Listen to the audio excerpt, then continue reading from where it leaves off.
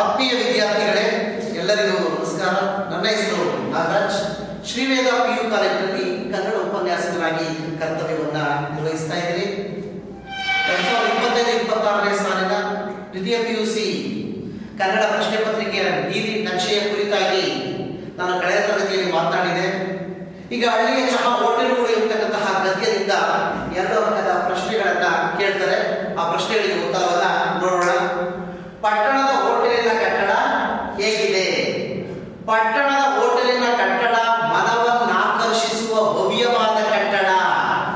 ನಡೆದರೆ ಕಾಲು ಜಾರುವ ಫರಸಿಯ ನೆಲ, ಕೂತರೆ ಮಾಸಿ ಓದಿತೆನ್ನುವ ಕುರ್ಚಿ, ಡೆಕೋರಮ್ನಿಂದ ಅಲಂಕೃತವಾದ ಟೇಬಲ್ ಮೇಲೆ ಗ್ಲಾಸಿನಲ್ಲಿ ನೀರು, ಮೇಲೆ ತಂಪಾದ ಫ್ಯಾನಿನ ಗಾಳಿ ಕೂಡ ಪಟ್ಟಣದ ಹೋಟೆಲ್ನಲ್ಲಿ ಇದೆ. ಹಳ್ಳಿಯ ಚಹಾದ ಅಂಗಡಿ ಎಂದರೆ ಹೇಗಿರುತ್ತದೆ?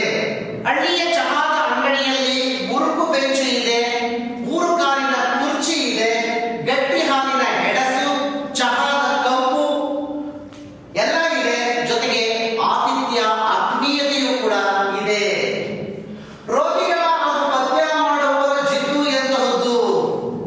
ರೋಗಿಗಳು ಮತ್ತು ಪಥ್ಯ ಮಾಡುವವರು ಹಾಗೂ ಸಾಯುತ್ತೇವೆ, ಹೀಗೂ ಸಾಯುತ್ತೇವೆ, ಕರಿದದ್ದನ್ನು ತಿಂದು ಸಾಯುತ್ತೇವೆ ಎನ್ನುವ ಜಿದ್ದು ಅವರದು. ಗಿಡ್ಡ ಮಾಸ್ತರರು ಶಾಲೆಯಲ್ಲಿ ಹುಡುಗರಿಗೆ ಏಕೆ ಹೊಡೆಯುತ್ತಾರೆ? ಗಿಡ್ಡ ಮಾಸ್ತರರು ಶಾಲೆಯಲ್ಲಿ ಹುಡುಗರಿಗೆ ಹೊಡೆಯುತ್ತಾರೆ. ಆ ರೀತಿ ಹೊಡೆಯುವುದಕ್ಕೆ ಮನೆಯಲ್ಲಿ ಅವರ ಹೆಂಡತಿಯ ಕಾಟವೇ ಕಾರಣ. ಮನೆಯಲ್ಲಿ ಅವರ ಹೆಂಡತಿ ಕಾಟ ಕೊಟ್ಟಿರ್ತಾರೆ, ಅದಕ್ಕೋಸ್ಕರ ವಿದ್ಯಾರ್ಥಿಗಳ ಮೇಲೆ ಬಂದು ಸೇಡನ್ನು ತಿಳಿಸ್ಕೊಳ್ತಾ ಇರ್ತಾರೆ ಅಂತ. ಹಳ್ಳಿಗಳ ಆಕ್ಷೇಪದ ವಿಷಯ ಯಾವುದು? ಹೊಸದಾಗಿ ವರ್ಗವಾಗಿ ಬಂದ ವೈದ್ಯಾಧಿಕಾರಿ ರೋಗಿಗಳಿಗೆ ಬರೀ ಪ್ರಿಸ್ಕ್ರಿಪ್ಷನ್ ಕೊಡುತ್ತಿದ್ದಾರೆ ಎಂಬುದು ಹಳ್ಳಿಗರ ಆಕ್ಷೇಪದ ವಿಷಯ. ಸುದ್ದಿಯ ಸೂರಪ್ಪ ಗೊಂಬೆಯನ್ನು ಹೇಗೆ ವರ್ಣಿಸುತ್ತಾನೆ? ಸುದ್ದಿಯ ಸೂರಪ್ಪ ಪಟ್ಟಣಕ್ಕೆ ಬಂದಂತಹ ಸಂದರ್ಭದಲ್ಲಿ ಶೋರೂಮ್ ಮುಂದೆ ನಿಲ್ಲಿಸಿದಂತಹ ಹೆಣ್ಣು ಗೊಂಬೆಯನ್ನ ಎವೆಯಿಕ್ಕದೆ ನೋಡಿ, ಎವೆಯಿಕ್ಕದರೆ ಕಣ್ಣಿನ ರೆಪ್ಪೆಯನ್ನ ಮಿಟುಕಿಸದೆ ನೋಡಿ, ಏನೇ